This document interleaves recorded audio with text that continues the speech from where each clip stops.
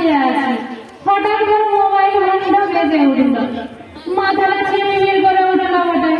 তো মাথাটা ঠান্ডা করে ঠান্ডা ধরবে, হয়তো কোন ভোটার ফোন করেছে, হয়তো কোনো বড় বিপদে রয়েছে।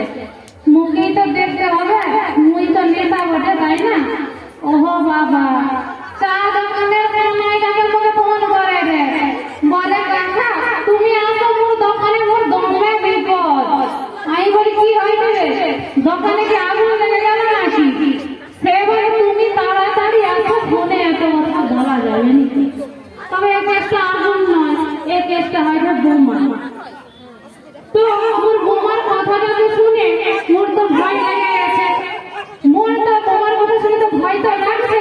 তাছাড়া তুই যাবো কি যাবো নি সেই কথাটা আমি ভাবিছি, যদি ফেটে যায়, যদি কোনো বিপদে পড়ি, আর যদি নাই ফেটে, কিন্তু যেতে তো হবে, মুই নেতা না, আর মোর ভোট দিবে বলে কথা।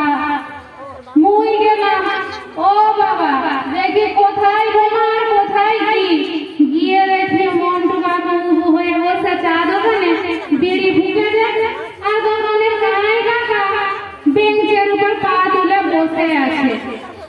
আমি গিয়ে দেখি মানে মন্টু কাকা তো বিড়ি ফুঁকছে, আর কানাই কাকা বসে বেঞ্চের উপর পা তুলে বসে আছে। প্রথমে ভাবি বোমা নাকি, কানাই কাকা বলেছে মন্টু কাকুকে দেখিয়ে ওই যে মন্টু কাকু বোমা। ওই ভাবছি মন্টু কাকু আবার বোমা হলো কি করে, সে কি আবার সন্ত্রাস নাকি? মোর তো মাথায় কোনো কিছুই ঢুকলো না। দমে রেগে গিয়ে কানাইকে বলবি, মুখে খলসা করে বলবি কি কিছু? কানাই আর কিছু না বলে মন্টু কাকার কাছে বড় দুটা বইয়ের ব্যাগ আর রেডিও দেখিয়ে কয়েছে মন্টু কাকুকে তার ঘরের বেটা বউ আর ঘরের সবাই তাড়াই দিয়েছে। মন্টু কাকু আর কিছু বলে নাই, বরং যে বইয়ের ব্যাগ দুটো আর রেডিওটা মোর কাছে নিয়ে এসে কয়েছে কানাইকে ডাক আর মোর নামে বিচার দিন। ও এই যে, আচ্ছা কাকা কি হয়েছে বলো?